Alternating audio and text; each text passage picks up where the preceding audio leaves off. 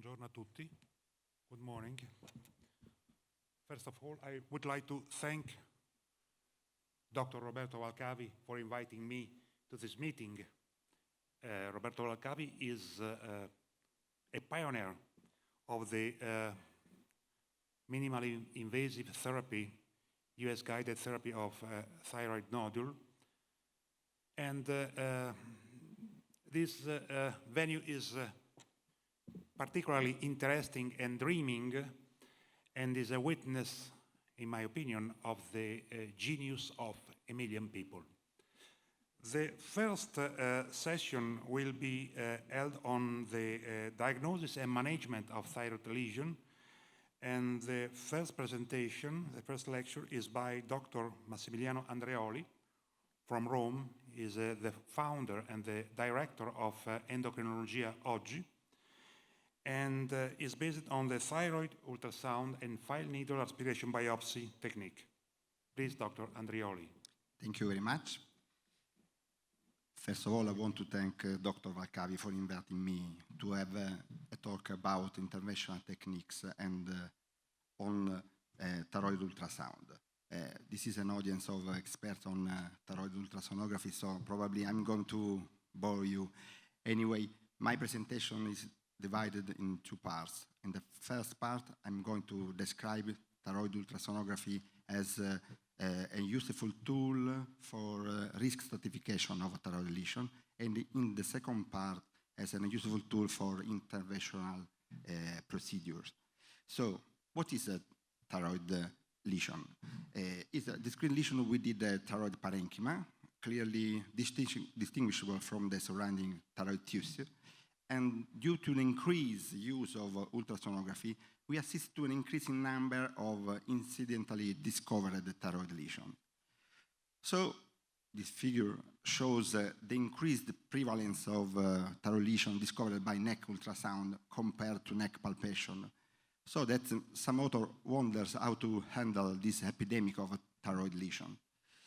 And probably, first of all, we should reduce the number of total number of ultrasound examinations we usually perform, and we should select patients to undergo ultrasonography. And following the ACE/ICH-AME guidelines, ultrasound thyroid evaluation is recommended for patients who are at risk for thyroid malignancy, who have palpable thyroid nodule or goiters, or who have lymphadenopathy suggestive of malignant lesions. Now, once understood who should undergo ultrasonography, we need to clarify how to write a thyroid ultrasonographic report, because a good report should use, in my opinion, an universal standardized terminology for description of thyroid lesions. It should reduce the variability in ultrasound reports among operators, and should help endocrinologists or operators to take reproducible decision on thyroid lesion, and probably represent the best tool to select the nodule to undergo fine needle cytology. In fact, some years ago, I published a paper on European Thyroid Journal on standardized ultrasound report for thyroid nodules, highlighting the endocrinologist viewpoint. In this report, I described the most important ultrasonographic parameters to be evaluated. These are number, position, shape, composition, echogenicity, echotexture, margins, vascularity, size, and, if possible, hardness of each thyroid lesions. What about total number? We know that a good ultrasonographic report, probably in multinodular goiters, should detail the nodule bearing the ultrasonographic feature associated with malignancy, rather than describe all the lesion or the largest one. The position, we know that has no relevance in the differential diagnosis of thyroid cancer, but we should take particular attention in subspecies subcapsular lesions. In fact, regarding a capsule relationship, we can describe a deformation, a capsule infiltration when there is a clear interruption of capsular hyperechogenicity, or in some cases, invasion of adjacent tissues, that is more frequent in invasive tumors like anaplastic carcinoma, thyroid lymphoma, etc. These are some pictures showing a capsule deformation. Another one, another capsule deformation. Here, instead, we can see a clear interruption of capsule hyperechogenicity, and it's more clear here with a clear invasion of surrounding tissues. For shape, we can describe nodules as oval, round, irregular, or taller than wide. When the anteroposterior diameter is greater than the transverse one, we know that this is a feature associated with malignancy with a high specificity and a low sensitivity, and taller than wide is probably due to a growth in an anti-gravitational way compared to benign lesion.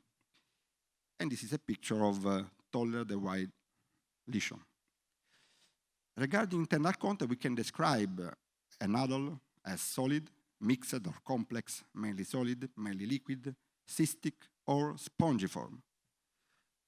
And there are some images of a cystic lesion, a complex, mainly liquid lesion, and complex, mainly solid liquid, mainly solid lesion, and a spongiform lesion. For echogenicity, instead, we can describe as anechoic, asechoic, hyperechoic, hypoechoic. Remember that more than half of benign thyroid lesions are hypoechoic or markedly hypoechoic. These are some examples. I go fast because hypoechoic lesion, an hyperechoic lesion, and markedly hypoechoic nodule, and some picture of isechoic nodule.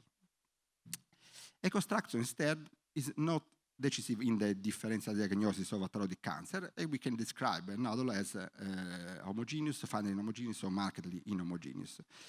More important, instead, are calcification. We can classify microcalcification as small point-like hyperechoic spots without posterior acoustic shadow that are more frequent in large papillary tumors and less in small papillary tumor, and it is a suspicious feature. Macrocalcification, instead, are large, coarse, and often associated with the posterior acoustic shadow, and we can find them in both whole benign lesion and in cancer. Some example of microcalcification. This is small papillary thyroid carcinoma, a nodule with macrocalcification, and here we can see eggshell calcification, complete or incomplete eggshell calcification. I want to introduce the hyperechoic spots of uncertain significance when it's not so easy to distinguish between microcalcification and colloidal spots. What about margins? Margins can be well-defined, poor-defined, regular, irregular, when irregular, spiculated or lobulated, and margins definition are very important, but unfortunately is the ultrasonographic parameter with greater inter-operator disagreement. And some picture of a nodule with blurred margin. This is a cancer with irregular spiculated margin. This is another one with irregular polylobulated margins. And what about vascularity? A flow, we know, is accessible with color Doppler or power Doppler, and we can describe a nodule with absent perinodular, intranodular, or peri-intranodular flow, but vascularity has no role in the differential diagnosis of thyroid cancer. In fact, it is not reported as a suspicious feature in the main risk classification.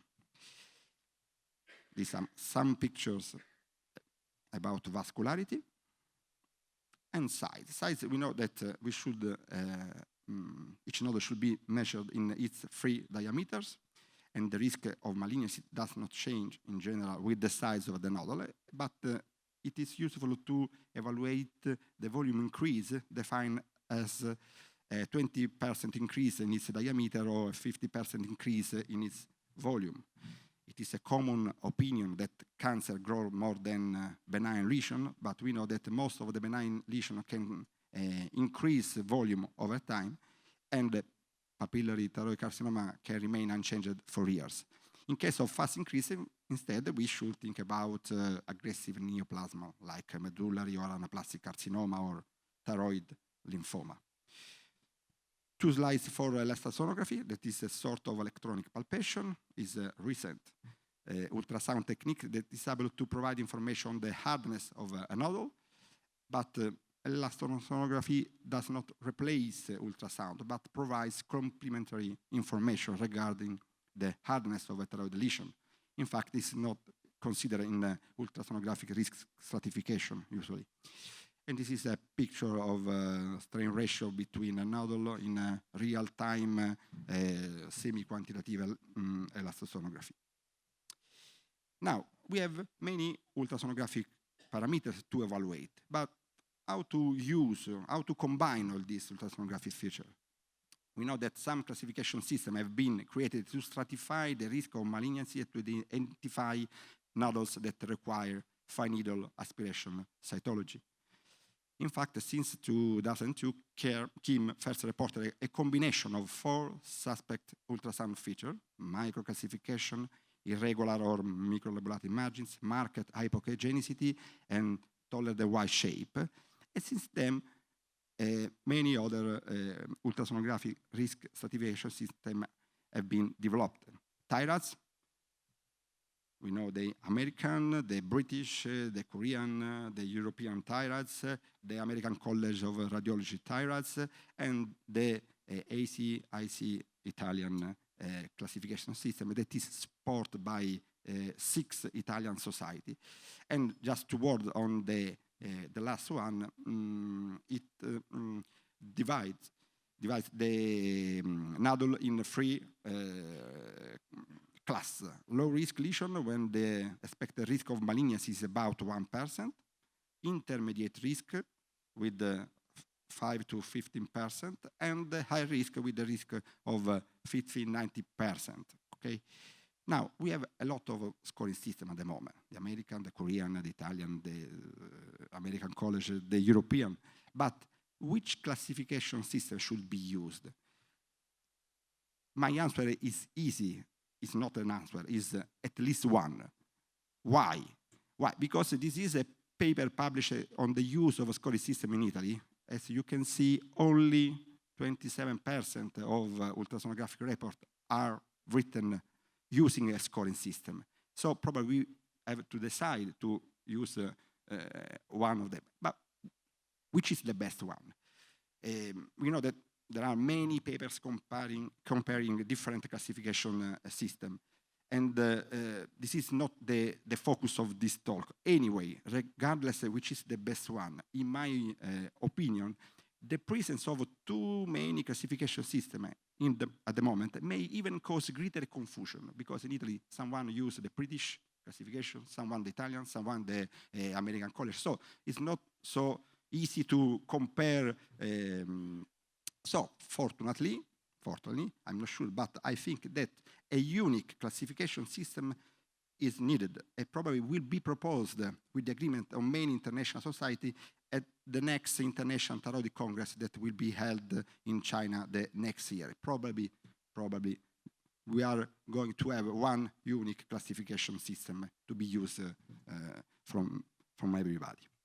Now, in the second part, I'm going to describe thyroid ultrasonography as a useful tool for interventional techniques. Sorry, it's my Mac. And I want just to give a general overview of the various interventional techniques that will be described in detail later. And the main procedure are FNAB, percutaneous ethanol injection, and thermal ablation. What about fine needle aspiration? We know that fine needle aspiration should always be performed under ultrasonographic guidance because it makes the procedure safer, more reliable, and more accurate. And the use of ultrasonography guidance is recommended whenever possible for whole thyroid nodule, even for palpable thyroid nodule. FNAB method, we can use a thin needle that can be attached to a syringe for aspiration or not attached to a syringe for capillarity. We can have a coaxial technique or a lateral approach. For cystic nodule, FNAB has both diagnostic and evacuative purpose. And for complex thyroid nodule, we should sample the solid component of the lesion, and we should submit both the FNAB specimen and the drained fluid for cytological examination. For large size nodule, we should sample peripheral and possibly solid area to avoid fluid or necrotic zone. Now, two slides to ultrasonography as a useful tool for administration of ablative therapies. We know there is a big interest, as shown by the number of publication on these interventional techniques in the last years, and towards on percutaneous ethanol injection that is a safe, following the ACIC guidelines, is a safe and effective therapy for thyroid cyst and complex nodule with a large fluid component. We should sample the solid component of this lesion before doing PAI, and it is recommended as the first line treatment for relapsing benign cystic lesion, but is not recommended at the moment for solid nodule. This is the equipment for PAI, and we know that during the procedure, the patient undergoes aspiration and emptying of the cystic nodule by thin needle, and under ultrasound monitoring, a volume of ethanol is injected and then reaspirated. The procedure takes about 20 minutes, and once it's completed, the patient is required to be observed for 1 hour, 2 hours. It can have some minor or major side effects, but in general, the procedure is safe, rapid, and well tolerated, and does not require usually medical support. For thermal ablation, just 2 slides.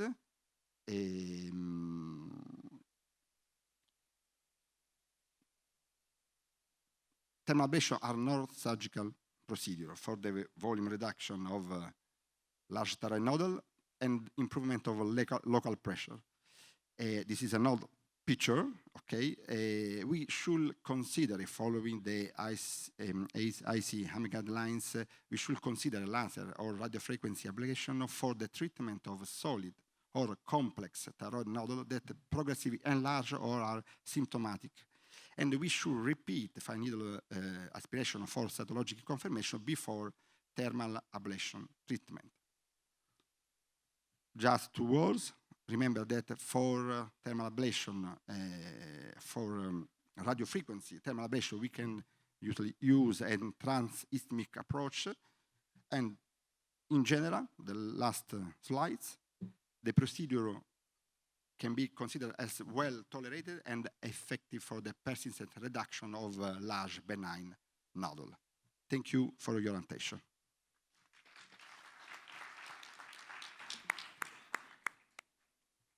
Thank you, Dr. Andreoli, for your presentation, and thank you also to stay in the allowed time. The question? Thank you very much for this beautiful presentation. Paolo Vitti, Pisa. I have a comment about different classification systems for evaluation of the risk of the nodules. I agree with you that there is much confusion. However, I think the most important thing is to choose one of the 2 strategies. I mean, several systems employ 5 class risks, and some 3. I think that those that use 3 classes are much more useful. The other thing is that any center must have experience, at least with one classification, use that, and compare this classification with results. It's like the classification systems we have for fine needle aspiration. We know that there are at least 3 or 4 different classification systems, so you must have familiarity with one of those classes and have your pathologist who is always using the same classification and have experience with that. I think this is the best thing to do.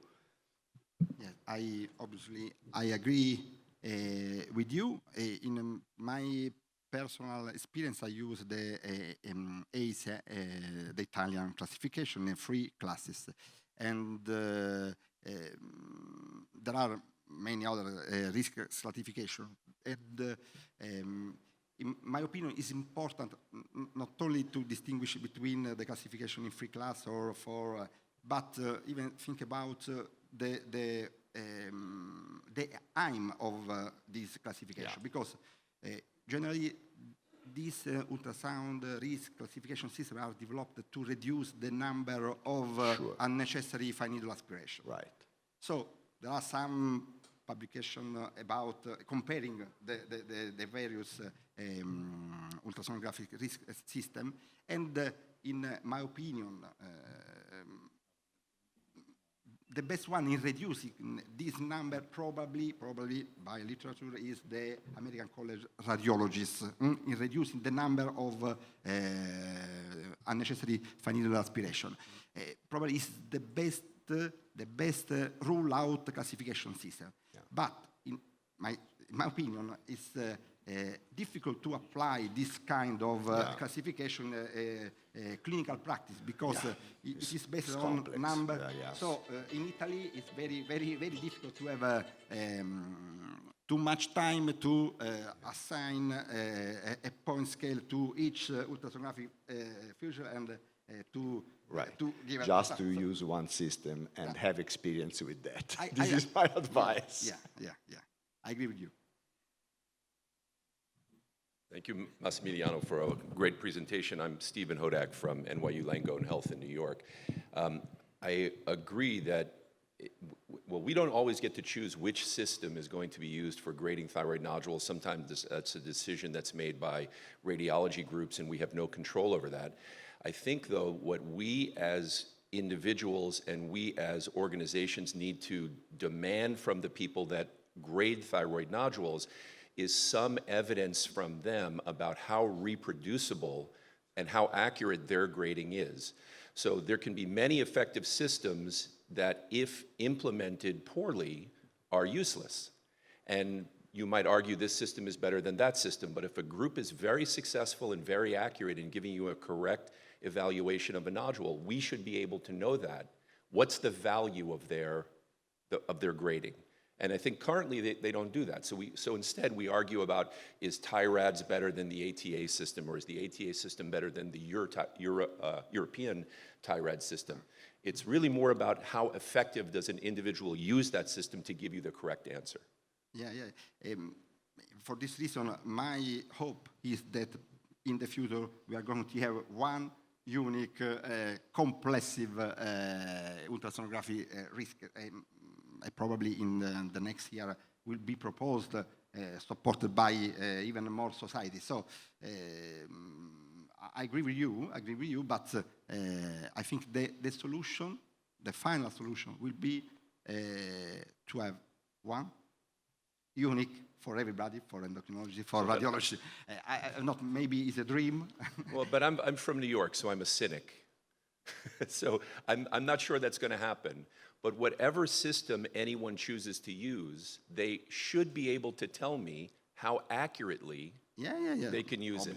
And this no one does now. And so I think that's a problem. No, this is my hope, non-certain. Okay. Thank you, Dr. Hodak. Are there other questions? No, I have a single question for Dr. Andrioli. In fine needle aspiration cytology, how many passes usually you do? It depends.